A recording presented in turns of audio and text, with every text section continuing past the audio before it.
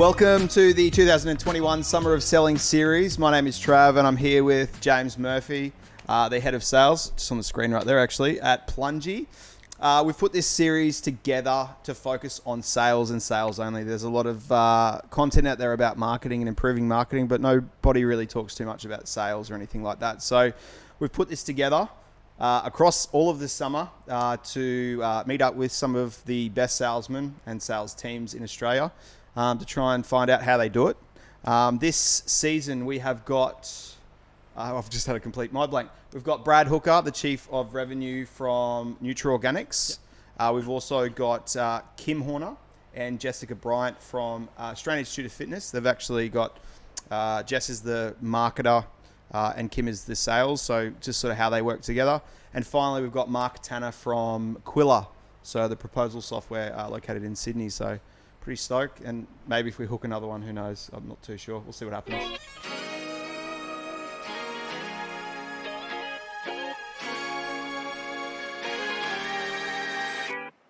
Welcome.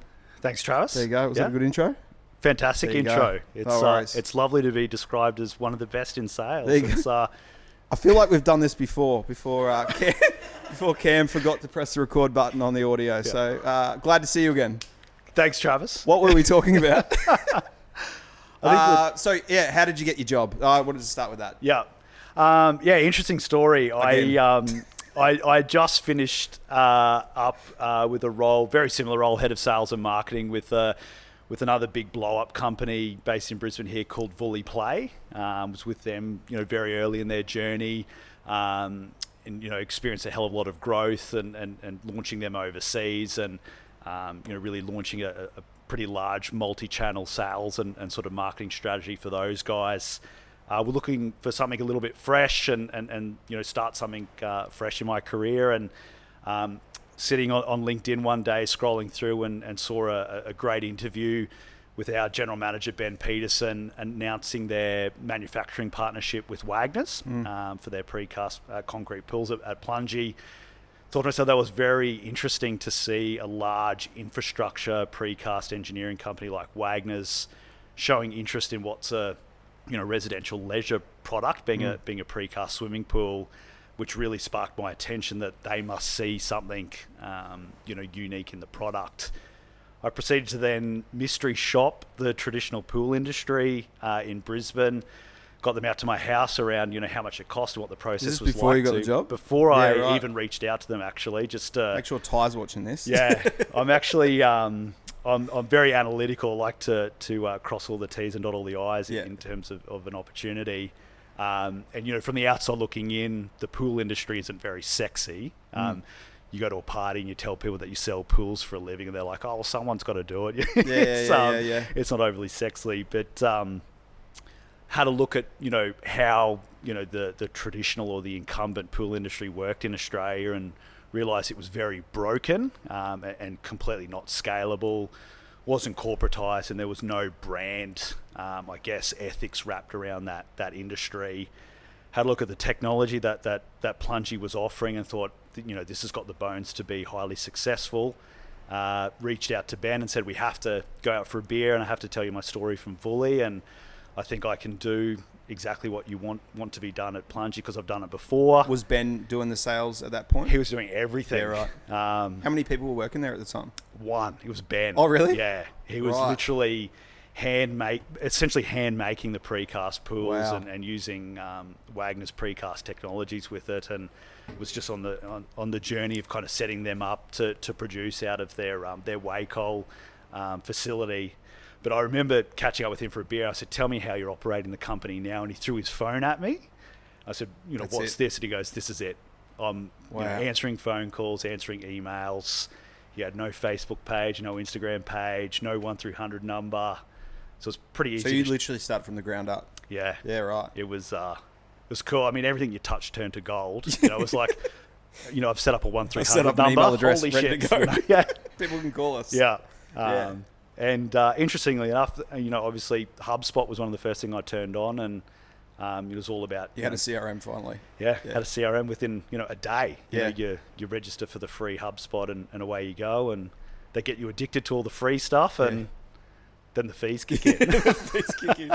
So tell us about, obviously I think some people that are watching have probably got quite established sales teams, and some of them are just like on their own.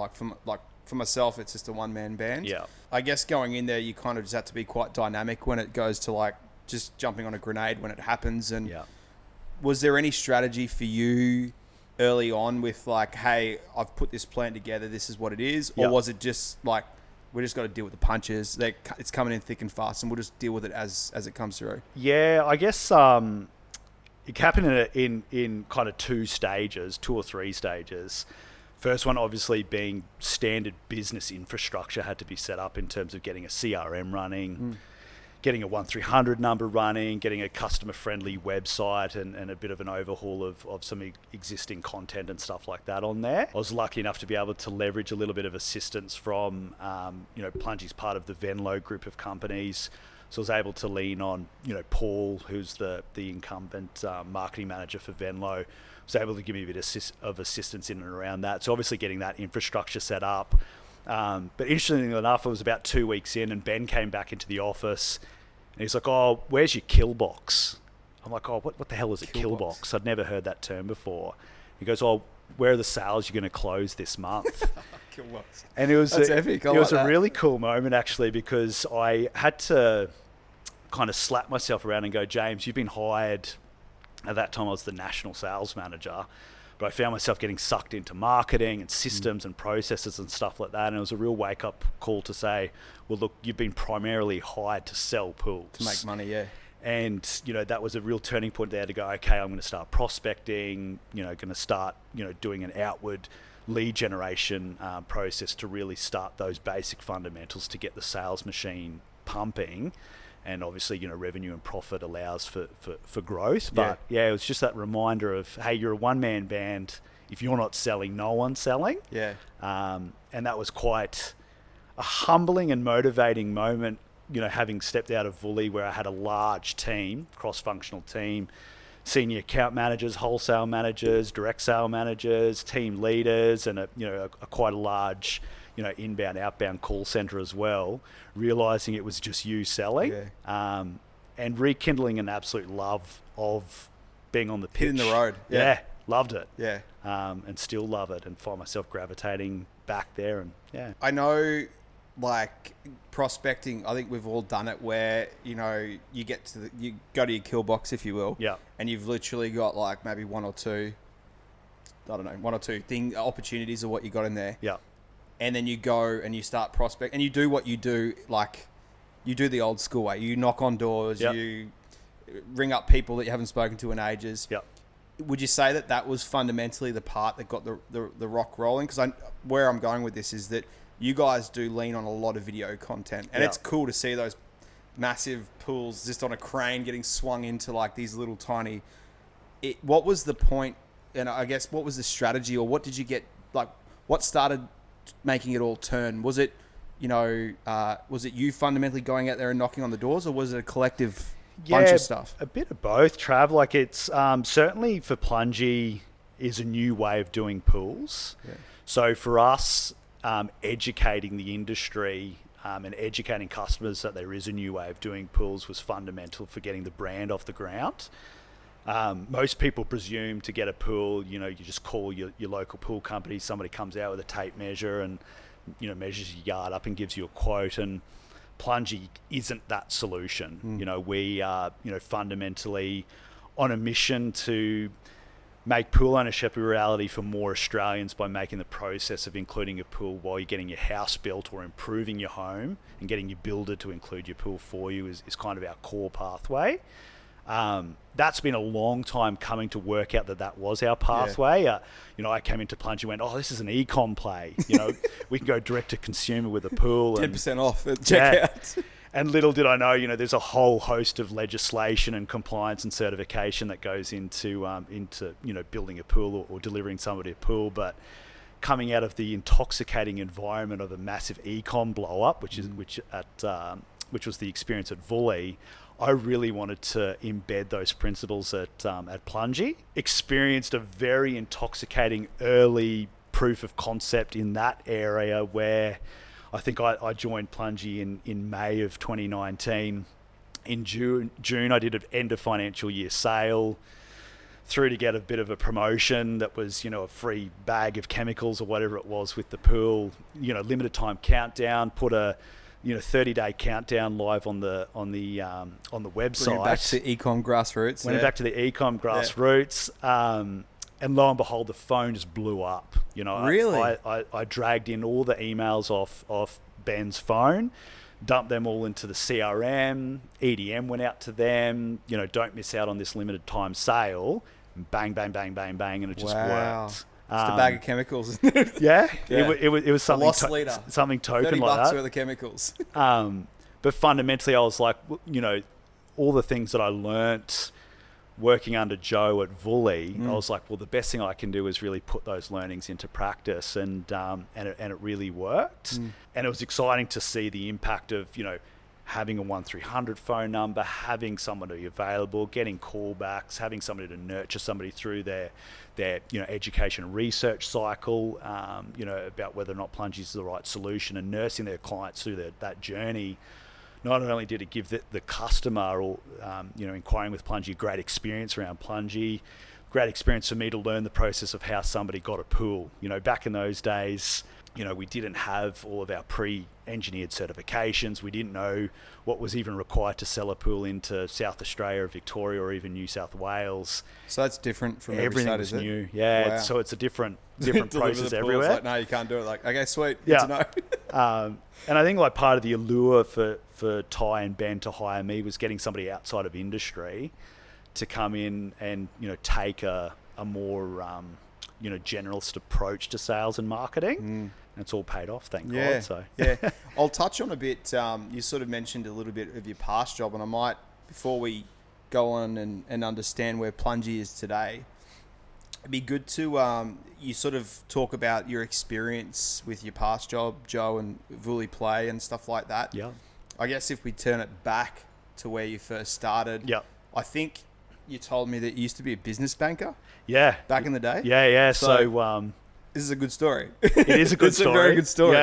Yeah. Tell us, I guess, from ultimately you were kind of a business banker, so you were in sales somewhat. For a little bit, but stepping back to your first true role of it. Yeah. Tell us about that one, because it's it's pretty good. Yeah. Obviously I was a commercial business banker with the NAB, and Joe and the Vully business was actually one of my clients in my portfolio at NAB.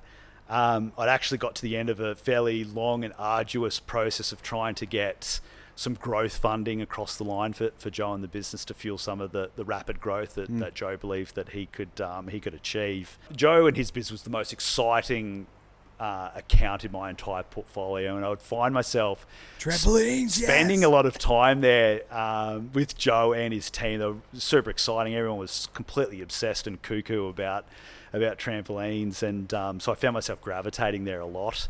Essentially, NAB wouldn't approve the full kind of scope of lending that Joe needed to support his growth. And I remember Joe ringing me. It was like 7 or 8 p.m. at night on some Friday night, and I was like half avoiding his call because I was you knew he didn't get gutted. Yeah. I couldn't get it there. And I called him back. I said, "Mate, are you at work now?" And Joe was a bit of a night owl at work, and jumped in the car and drove out there and talked him through the decision process. He's like, "Oh, you are so passionate about my business, aren't you?" And I'm like, "Yeah." And he goes, "Well, if I can't get the funding, I'll just take you." I laughed. He goes, "No, I'm serious." He goes, "I'm serious." He goes, "Are you happy at NAB? And how does it make you feel that we couldn't get this lending approved?" And yeah, it really resonated with me, the sense that it's something that I felt so passionate about, what they were doing.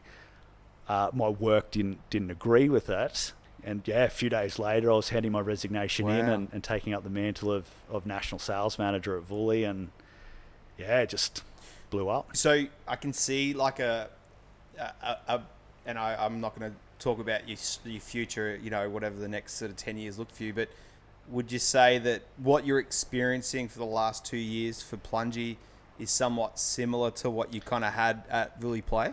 Very, very similar. Yeah. I think obviously having an eye for choosing the opportunity. I'd like to say it's all me. Yeah. But it's it was going to happen anyway. Yeah. Just Typical salesperson. It wouldn't have happened if I wasn't there.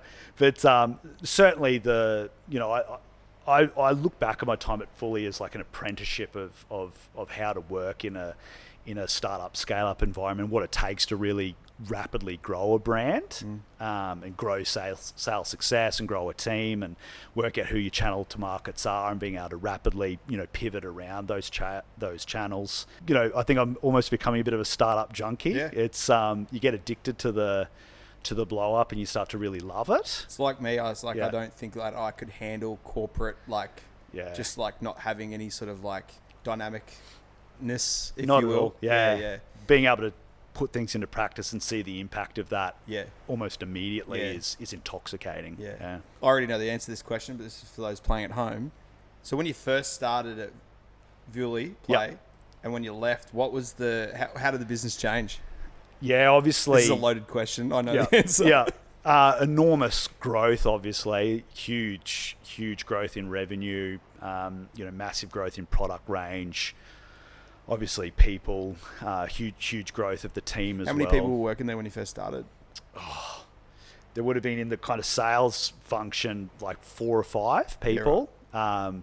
And then, at the peak when I left, it would have been, 50 to 60 people in peak season. The interesting thing at Vully is how seasonal the business can be. It's ironed out a little bit with the diversity of product range that Joe's brought into the business over the last couple of years, but back in my time there, your headcount would quadruple at Christmas time, and then in January you were making all your casuals effectively redundant, and then in September the following year you'd start again. So learning how to onboard staff and get staff up to date in a crazy growth environment was really interesting.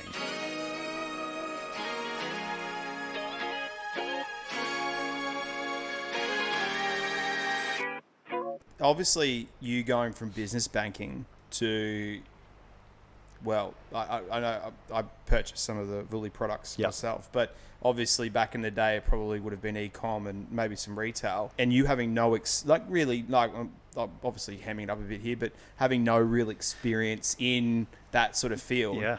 I'm keen to learn what screw ups, because I think we all I've screwed everything up in my job. So everything that is possible to screw up, I've done it. Yeah.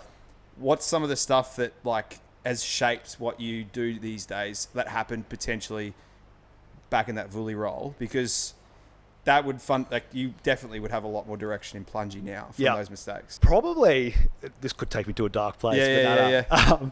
Probably litigation pops up. No, it's for me, it's probably trusting and acting on your gut faster than you normally would in that kind of high growth, blow up environment is really important.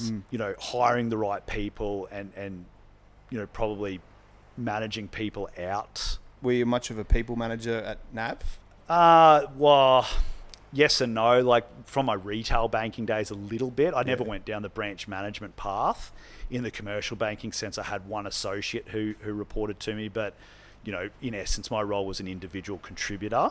So it's easy to manage yourself. The whole people management piece is, I think probably challenging. That's an issue.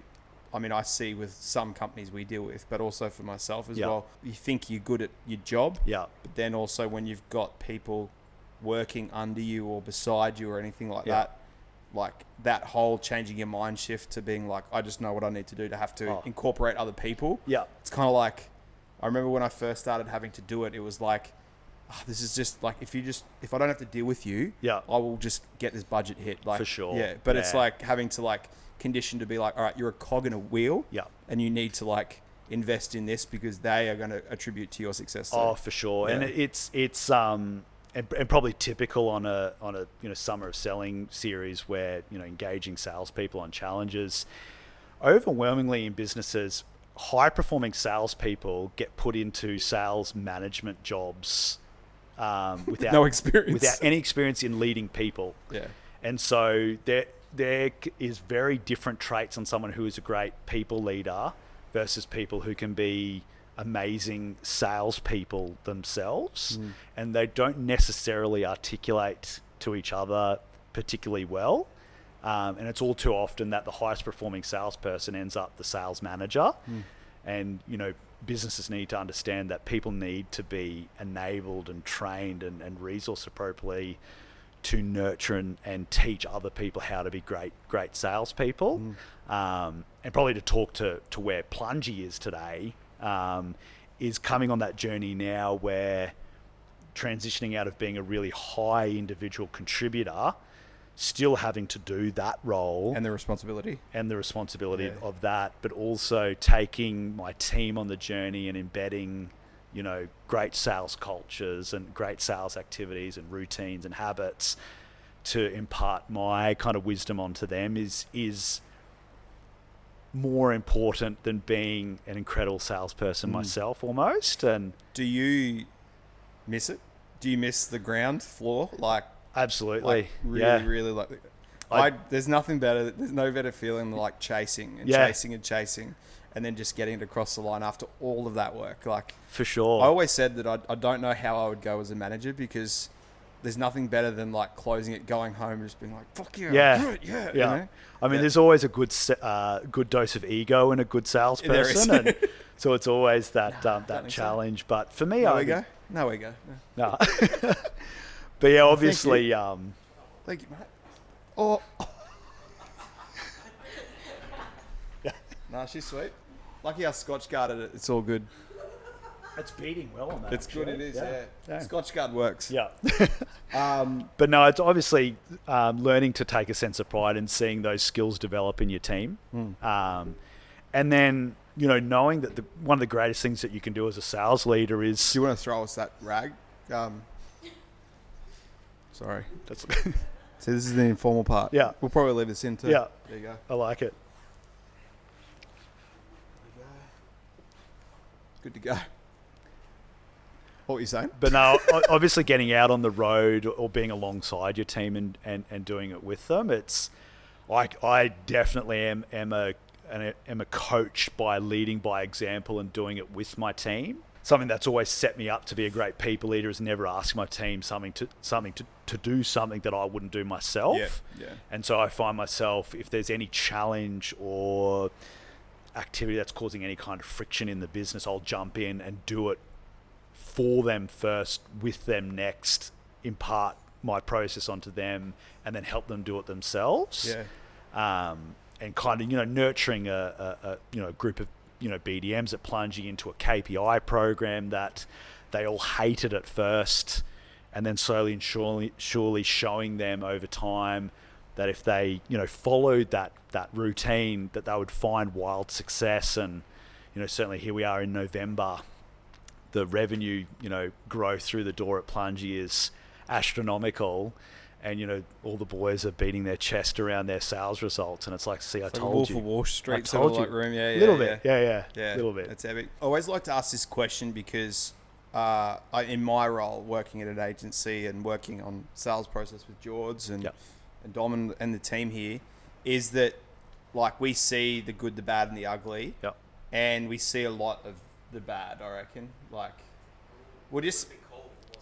Yeah, they wouldn't call us. Yeah, we wouldn't be getting a call. Yeah. But I guess I always, and obviously they've come to us to help out with a sales process or any part of that sales process. But I definitely see consistency of things that I'm like stop doing that. Yeah. What's some of the stuff that you, in your travels, I guess over the past 6-7 years or so, that you've sort of seen that a lot of common mistakes from a maybe not necessarily a sales leadership, but from maybe in sales in general? Probably for me would be a lack of imparting financial numeracy on your team. A lot of business owners sometimes hide the P&L, and there's certainly going to be a level of confidentiality embedded in a P&L, wages and so on and so forth, that should always be confidential. But I certainly think imparting a real sense of basic cash flow drivers, basic P&L principles into your sales team to understand the value of a sale and what that truly means to the bottom line of the business is extremely imperative. Yeah. Salespeople, again, are very notorious. They're like, I run this business, if it wasn't for me, it would have collapsed, and then the marketing guys are like, well, you couldn't operate if we for didn't sure, give you the leads, if the website wasn't, all that sort of stuff. And I've certainly cultivated an environment in my sales team around the fact that, the sales team is the tip of the spear, but, then the marketing department's the stick of the spear, the financial backing is the man throwing the spear and all that sort of stuff, and really cultivate a good sense of healthy respect for that interdepartmental support. And certainly I think that starts with that financial numeracy aspect of that just general business knowledge. I think probably coming out of banking set me up to focus on those sort of things, and certainly Joe at Vully would really ram that into us in the sense that you should really understand your margins and your bottom line. So where possible, I try and impart that kind of respect for the bottom line onto the team. For me, again, I think another big trap in the sales game is forgetting about the basics. It's, for me, we live in a world where data's become king. If you cycle, you're on Strava, you finish your ride, you're sitting there looking at all your segments, and you do CrossFit, you're looking at beyond the whiteboard and all this sort of stuff. Long story. I'll tell you about that. But we're all guilty of these things. You start to obsess over your data and all that sort of stuff. And I think for me, a good salesperson has like this playbook and these set activities and these set routines that they know through and through. If they do that every week or every month, regardless of how successful they are, it will ensure ongoing success. And for me, I've been guilty of it in the past. You have a month, you've killed it. You've taken your eye off your activity. You're taking your foot off the accelerator a bit because you're basking in the success, and then you pay for it the next month. And then you pay for it. And so certainly for me, and it is challenging, how to manage a high-performing staff member, how to manage them through their period of high performance to ensure ongoing high performance. And again, that comes back to having set activities and even gating their KPIs and their commissions based on ticking off gates that if they do, even when they're successful, they'll continue to be successful. And then if they're not successful, at least if they're ticking off the gates, you can justify their seat. You can find where their shortcomings are. Is it a talent issue? Is it a motivation issue? And so on and so forth.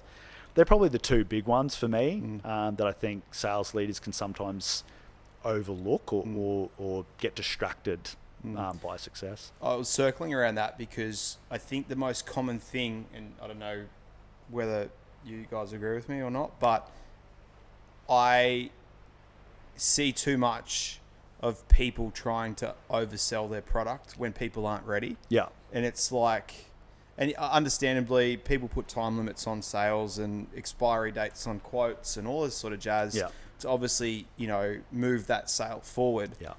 But it's almost super cringy when I hear people, and even like when they try and do it for me, and I pull them up on it going, mate, like you need to stop doing this because they have to be wholeheartedly sold in their heart in order to like see value, but also to like do your job as a salesman. Yeah. I think that the salesperson has been painted that whole like greasy salesman, car salesman sort of look because, they're always pushing for that sale. I know for us here at Neighbourhood, we took the whole sort of inbound methodology quite seriously to a point where I think old me probably would have definitely would have pushed a few sales that we shouldn't have pushed. Definitely. Yeah, I reckon I made a few mistakes in that one. But every single one that I had to push ended up in a pretty bad sort of position. Yeah. But now, recently we had somebody that came through and they were throwing up a lot of these reasons why they shouldn't work with us. Yeah. And I think if I look back at what I was, 2, 3, 4 years ago, I would have kept going, oh, no, this is why. Yeah. This is why we promise. But, after a few arrows in my back and a few war stories about bad clients, is like, I just simply sat there and said, well, I don't think you should go with this. And I don't think you should be committing to anything you don't feel comfortable with. Yeah. So here's some literature, here's some stuff on us. Whenever you're ready to make that call, you just let me know. Dom sort of mentioned the education part. Sales is more educating than selling. 100%. Yeah. it's really interesting. I look at my sales team at Plungie, and literally I have an internal mantra there that we're all brand and solution educators. We're not salespeople. Yeah. Plungie's already the most cost-effective pool solution. We're already the fastest. We've got so many, superior value propositions beyond our competitors. It really is a matter of educating the industry on the right solution, and then finding what channel actually makes sense for us. Yeah. And, to your point, Travis, is really around knowing around who your customer really is. And that, again, is where I think a lot of businesses and salespeople can really lose sight of becoming obsessed around learning who their customer is, where they are, how they like to be communicated to, how you're going to tap into them, and, ultimately earn the right to get enough time to be in front of them to start educating them. And I think you guys are doing it really well at Neighbourhoods. I mean, Plungie, case in point, I got to the end of a very frustrating week with our own Hubspot Journey. I think it was on a Friday night. I can't remember this at all. Yeah, I jumped on the Neighbourhood. We'll edit it back. Yeah. I jumped on the Neighbourhood website and jumped on chat, and you respond. I'm like, Trav, I was in the garden in my backyard on a Saturday. Yeah. Yes, this is a true story. You were the guy. That's right. I was in the back right. Weird story. I was planting gardenias on a Saturday afternoon at 2:00 on a Saturday, and I was in the backyard and I was listening. I'm getting pretty loose in these days. Yeah. And I was listening to music, and I was in the backyard, and my dog was running around and all that sort of stuff. And then I heard in Slack the chat pop up, and it was James from Plungie. I was like, oh, I know that brand. Sick. Hey man, how you going? Cool, come in. And I was like, send my meeting link and da da da da. I do remember that. Yeah. Day. You were the guy when I was in the garden. I use your story for other people about the effectiveness of live chat for people's businesses. Oh, 100%. Here we are today. Yeah. That's a cool story, yeah. Because, grabbing that, I have this, again, another example at Plungie. You've got to be in front of the right builder who has the right problem, the right urgency, that will give you the opportunity to win that deal and convince them on Plungie, being that right place at the right time. Yeah. Again, the importance of prospecting and talking to as many people as possible to improve your chances of grabbing that person at time of need. For me, I was like, I'm unhappy, with my current HubSpot journey. This is extremely critical to my business. I want a hands-on boutique relationship with a HubSpot integration specialist. That will put me on a video series. But like with local access and all this sort of stuff, I've heard of Trav and the Neighbourhood guys. I've got 3 or 4 red wines in my belly. I'm going to just reach out now. Okay, now's the time. I'm ready to just buy. I'm huge on time. Yeah. Like, I reckon if I get an inquiry, even if it's on the weekend or whatnot, I'll respond back via an email within 2 minutes. Yeah. Craig Bigelow from True Pride. I was one of the groomsmen for my cousin's wedding. It's all coming back to me now. I was sitting up there and we were waiting for the bride to come down, and literally I got that vibration. Live chat really does work, actually. Can we just talk about that for a second? Yeah. It really does work. Yeah. Can we just check our source to see how many clients we've got because of live chat? But I was one of the groomsmen, and we were waiting, and she was taking a little while. And this one of our good friends of the agency now, Craig Bigelow, popped up. He's like, "Hey man, I'm looking for somebody that knows how to use HubSpot." I was like, "Hey Craig, I can help you out for sure. Hey, do you reckon I could just message you back in May?" I didn't know how long wedding things take. I was like, maybe an hour. Yeah. He's like, "Oh yeah, cool, no worries." I was like, "I'm just standing on the altar at the moment." He goes, "Are you fucking serious?" I was like, "Yeah." He's like, "Dude, call me back on Monday." I was like, "Yeah, no worries. I'll hit you back in an hour." And he was like, "Yeah." And we've been working with Craig for 2 years now. So see, I'm sure he would give that example if someone said, "Oh, tell me about a moment that you were wowed, memorable sales moment in your life." And he'd probably tell that story. Yeah. And, it's. I mean, you can't take a salesman out of a salesman. Yeah. I think I'm I don't know whether I don't think I was ever that thirsty in sales, but there's nothing more. And Matty, you could probably vouch for this. There's nothing more thirsty that you have to literally sing for your dinner. Yeah. Sing for your dinner. If you're not on that, as quick as possible, then you're not going to get paid. And I think that I've been running agencies for 14 years now. Yeah. And there was periods there that I was like, I can't pay myself this week. Yeah. So I think that's kind of just completely built into my head that, like, you know what, like, that way of thinking just needs to be consistent no matter what, because that's what I expect. If I go to somebody's, there's nothing that pisses me off more than a phone call or a chat or anything like that. Yeah. And just like nothing can happen. Like, I just want it to go now. Like, and these are probably problems you're having at the moment because of Plungie. Fast forward. Is now you've got so much exposure. You're on the block.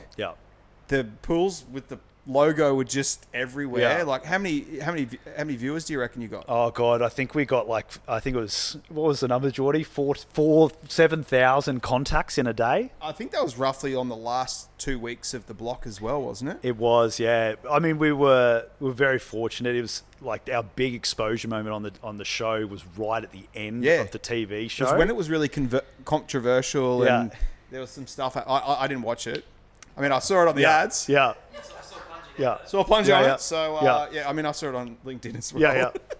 But, no, great exposure, obviously. That was the perfect opportunity to, at scale, show a huge cross-segment of the Australian audience how our product fundamentally works.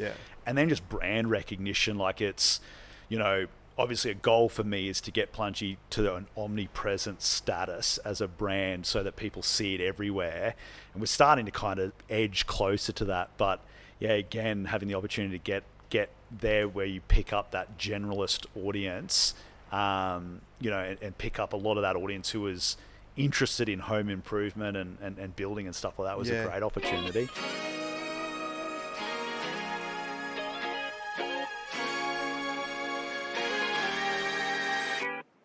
So I think, so we've sort of spoken a little bit about, like, I guess where you started.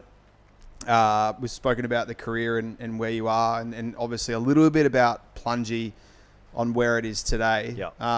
Obviously COVID, I think, has affected some businesses, not all. I don't think it's affected, it's definitely affected a lot of businesses. Hospitality is a big one where I came from. But I guess I kind of wanted to sort of talk about in the weeds a little bit around, I guess, the last 12 months with you guys, because I know just you've got a US operation and an Australian. That's something that I didn't know. I did know, but I'm just saying that. But Did you know that? What? So I think I know you've got a facility in Pinkenba. So tell us a little bit about the last 12 months with you guys, because I know you're doing crazy hours, and it'd be good to understand. Did the block just put more fuel on the fire that was just like, all right, here we go? Look, obviously super interesting 12 months with the effects of COVID. COVID's probably been a source of a lot of benefit to Plungie. I think the positive impacts of COVID on any home improvement, the whole residential construction industry. People are at home with nothing to do, come up with ideas. Huge amount of government stimulus thrown at the residential construction industry as well, which has really put that whole industry on steroids. We were experiencing, the last 3 years in a row has been 400 to 500% growth year on year for the last 3 years. So a lot of that was happening already, but I think certainly people are looking inwards and expecting more out of their home, expecting more lifestyle and leisure benefits of being at home, because we're fundamentally stuck at home for the most part across Australia. Things are starting to open up now, which is great. But overwhelming that government stimulus piece, a lot of people chose to contract to build a new home, and certainly our channel strategy to hinge our business growth to the residential construction industry turned out to be an exceptionally good decision. And that would have happened regardless of COVID or not. Obviously, the challenges of not being able to travel have been annoying. I've onboarded a Victorian BDM. I've shaken his hand physically once. A New South Wales BDM who I've shaken his hand twice. Physically over the last 12 months, and we've completely launched a US business, and no one from the Australian business have ever been there, which is quite remarkable. You guys still making pools? Sweet. Good to see. And with that, I guess, coming back to the basics, do you have a CRM that gives you line of sight to see what people are doing and measure success? Do you have a robust plan around the basics of engaging your staff, regular touch points, whether it be, a morning huddle that you can do digitally, weekly whip meeting or formal engagement with your staff becomes more and more important. We got that the other day. I was with Liv yesterday and one of the clients was like, can you come out and see us? I was like, oh, what? Yeah. It took so long. Like, you have to get into a car and Yeah. go to their office Yeah. and then spend time with them and then come back. Yeah. I was like, we could have just done this in an hour. Yeah. Yeah. It was crazy. interesting. I remember, the engagement with neighborhood, I said one of the most important things for me was face-to-face engagement, and then COVID hit. Yeah. And then it was like, oh, your onboarding is going to be done remotely. I'm like, here we go again. I remember when James walked in, everyone was like, oh, someone else is here. Yeah. Who's this? Yeah, we would sneak in. I put a lot of pressure on Geordie to take a face-to-face meeting. But It's good. We're using the meeting room now, which is just good. Yeah. But I think, for me, it was actually really enjoyable to onboard and coach staff remotely. I had never really done it to any kind of large or long-term extent. That it forces you as a people leader to become a lot more structured with the way that you engage staff, because again, when you have the luxury of working with somebody side to side, a lot of people just absorb knowledge by being around you.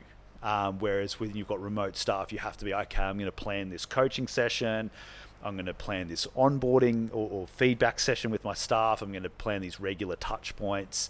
It forces you to take a look at your own operational cadence as a people leader and introduce more structure, which has been great for me personally, because in the past, I've probably been very guilty of going, oh, come with me on the journey, a lot more sort of on the job, sort of haphazard type engagement. Having Come to be watch a me bit do more, this sort of thing. being a bit more structured's been really enjoyable. It must be tough as well, because I know a lot of companies, and we obviously work a little bit with Hubspot, and those guys have gone completely remote, and it's like hectic. I'm like, man, I remember we worked at home for like 2 months, 3 months. It was weird. Like we tried to do that Friday afternoon beers, and it was just like, it was kind of fun, but we're like, all right, well, I'm just gonna go do my own thing. I've got a great icebreaker for a Zoom hookup. Always gets a laugh. You're just like, oh, I call this the modern day seance. Are you there? Can you hear me? It's classic. Take it. It's a perler. I remember we started to play pub songs and stuff like that on Zoom or on Slack or whatever it was. Some personality types and some projects or business deals or what it be are always going to require human physical connection. I think business maintenance is very easy to do remotely, but I certainly think making a deal or starting a deal from scratch is very hard remotely. That being said, obviously Plungie launching in the States and helping wild. guide that that's wild. remotely has been challenging. We've been very fortunate to find a strong affiliated person in the Venlo community to go over there and be boots on the ground. So they were living in the States? The States, They were living over there, nice.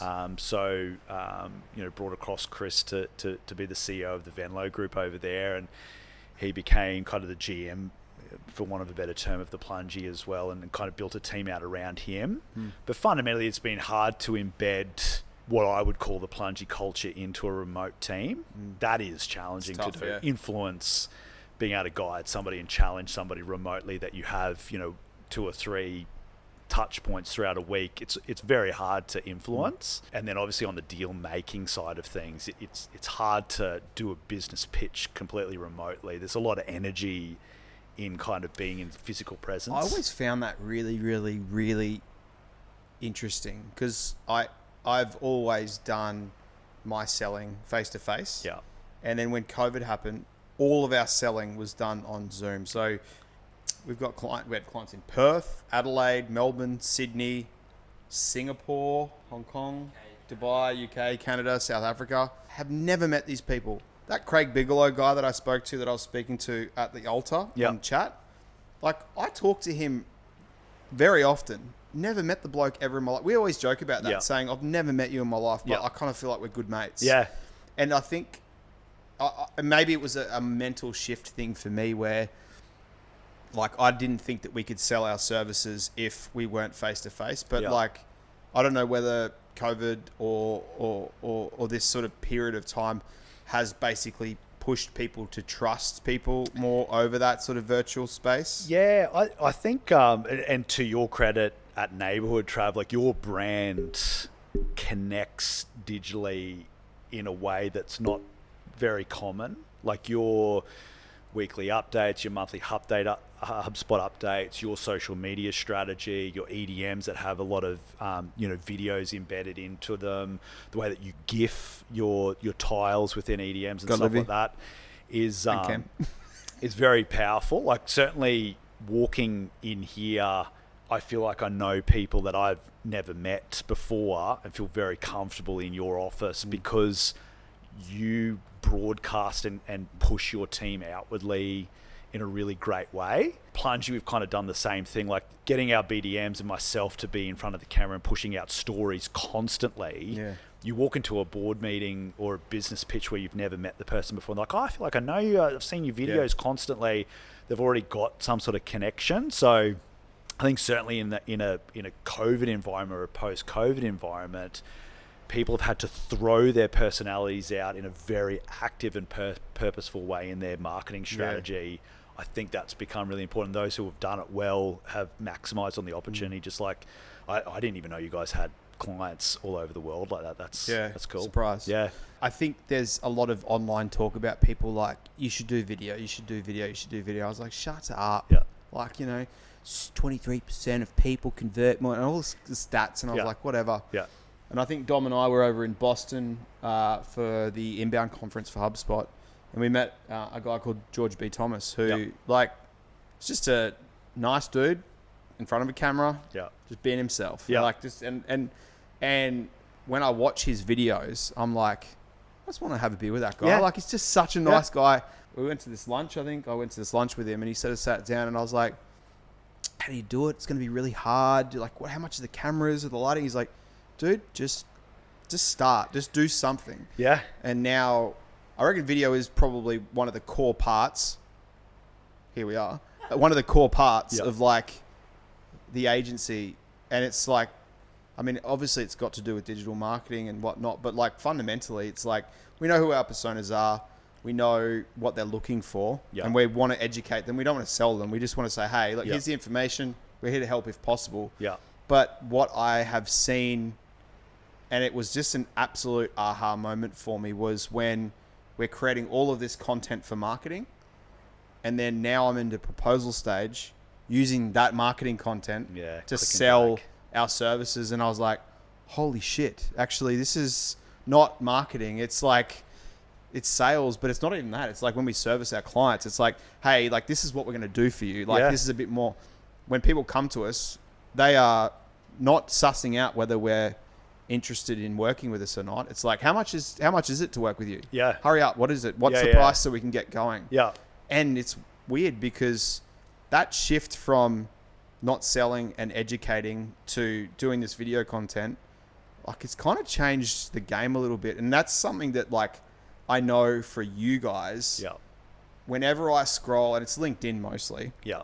Whenever I scroll through LinkedIn, I'll always stop at those Plungie videos. Yeah. Like, where the hell is this thing getting like craned into right now? Yeah. I think you did stuff with the Grayer boys where I was like, yep, that's a high rise. He's going to the top of the high rise. I was like, holy shit, that's cool. Like, and that, I don't know. I've got to say that for me personally, the video aspect from both the marketing and sales is like that will put you at a completely different ballpark from where your competitors are at because they know you. You walk in and I already know who you are. I know your mannerisms. I know how you go. Yeah. You might be a bit eccentric, but you're educating me and I'm learning from you. Yeah. So it's for sure. It just invites conversation and I think you got to be at that right place at the right time with the right message for the right audience. The more video content you put out there, it's overwhelmingly the feedback I get from a new client of Plungie and a builder client will be, I've been watching the brand for a while. I saw you do this project at this site, and then it's either that builder is a mate of mine.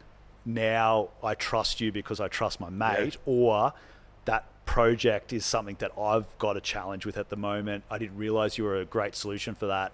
now I'm interested. So again, it's like it's the trawling net. You're just dragging through, going. It's a long-term shot for sure. And it's just showing, because like a lot of people say, and people challenged us early, going, "Oh, you guys are just advertising cranes. You're just showing your pools being craned in." And to a consumer, yeah, it's kind of cool to see a pool being craned in. Absolutely. But to a builder, they go, "Oh, I've got a high rise. Oh, the architect's drawn a pool in this. Oh, God, I haven't got a solution for that yet. Geez, that looks easy. I'm going to call them." And they go, "Oh, Gray is working with it. It must be good." Because your circular pools work perfect for that stuff. For sure. Yeah, and it's to me, it's that backbone. To me, video digital marketing is the cold call of our era. Like, seeing the level of engagement on one of those videos, like I coach my BDMs around the best way to prospect. Literally chase people who like, follow, or comment on Instagram every day. Thanks for the like. I like what you're about. When can I talk to you about our solution? Or thanks for the comment. I love what you guys are about. It's humanizing. When can we catch up? Because they're already interested. So it's just feeding that machine, and that's relentless, to maintain your position in somebody's Instagram, story feed, or be within a couple of scrolls of somebody's feed. That's a relentless marketing push. But hey, here we are. Like all salespeople, I'm gravitating to marketing.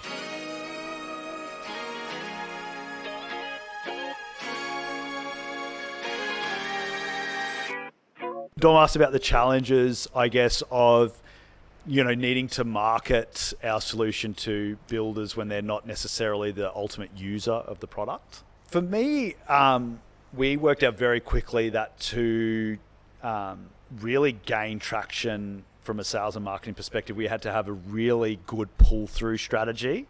So we had to make ourselves look very desirable to the consumer.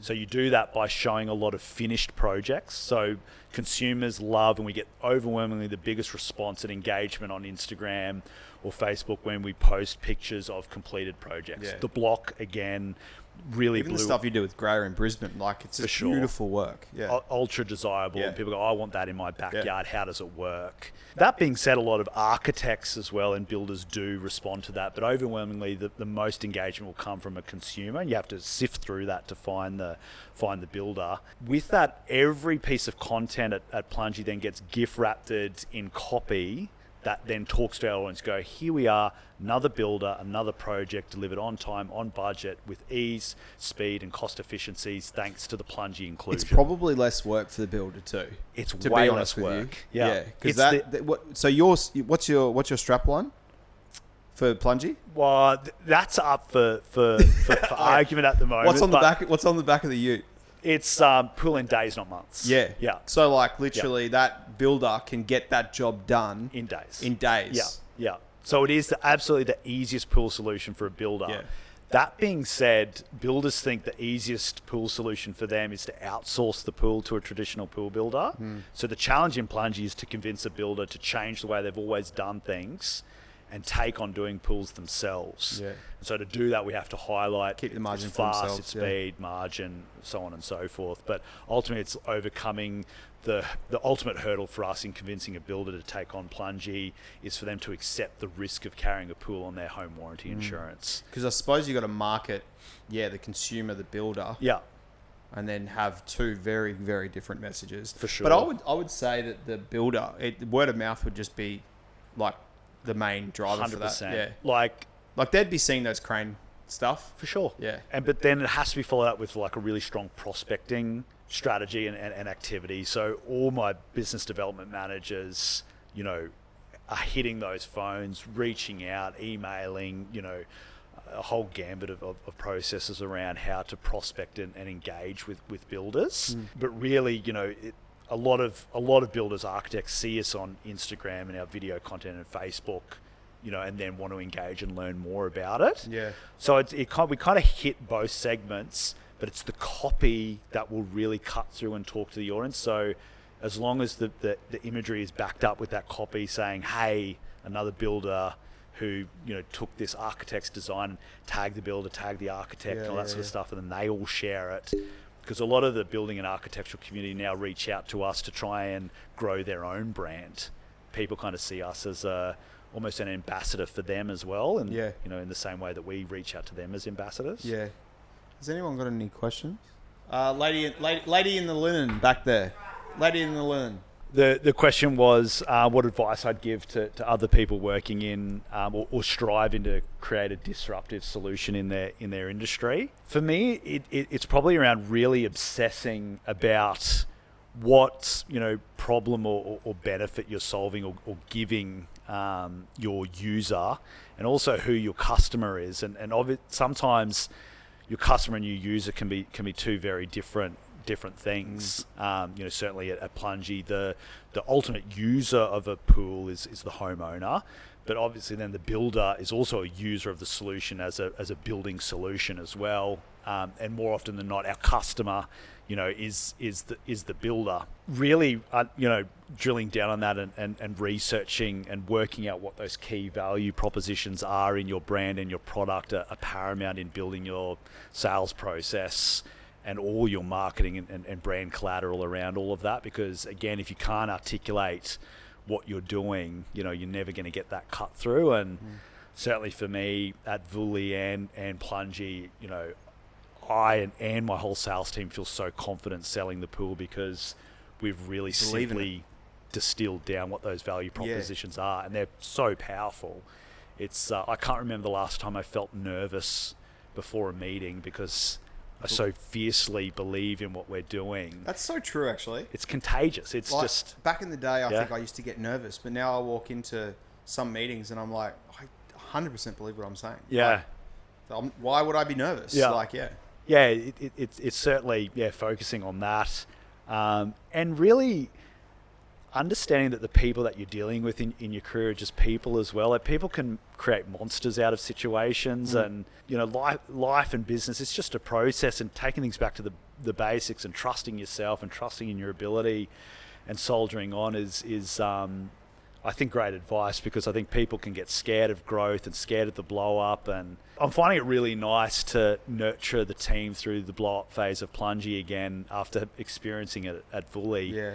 It's the same challenges, it's the same headaches. And you're almost conditioned to the crazy as well. I am. I need to remind myself that sometimes my staff haven't experienced this before, and, you know, the importance of leading your team through uncertainty is so important, and you know, a team really needs a constant voice and a constant reassurance, and reinforcing that there is a plan and a pathway through all of it.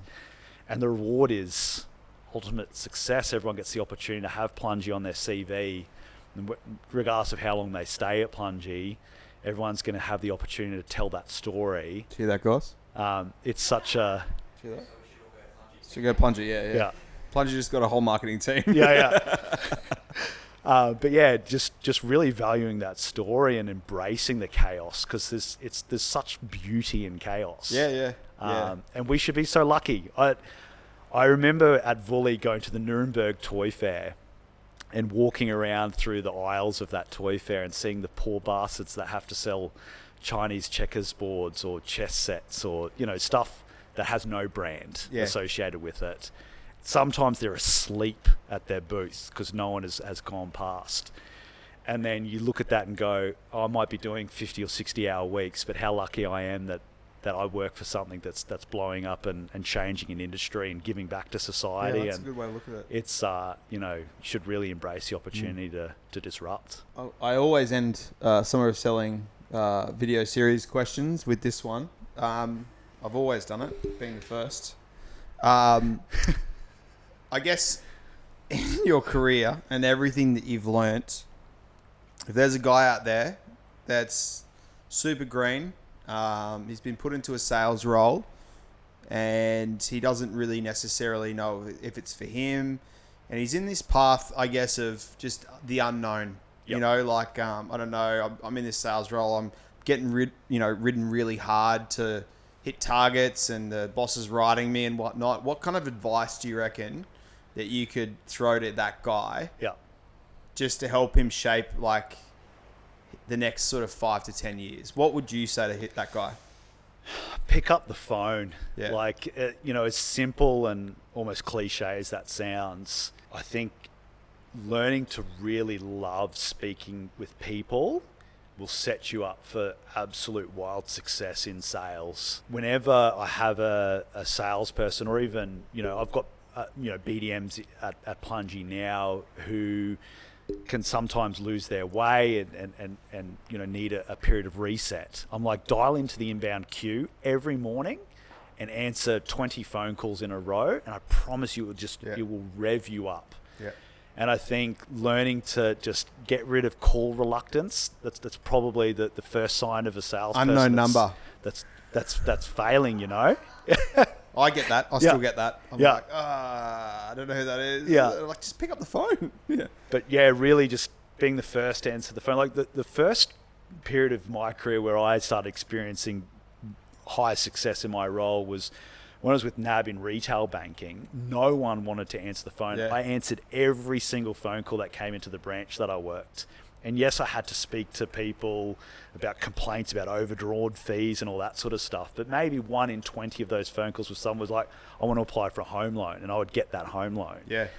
And I barely had to make an outbound call because I always answered the phone. And so just embracing that and knowing that the more people you talk to is the more opportunity you have to sharpen your accent and sharpen your craft of being a communicator.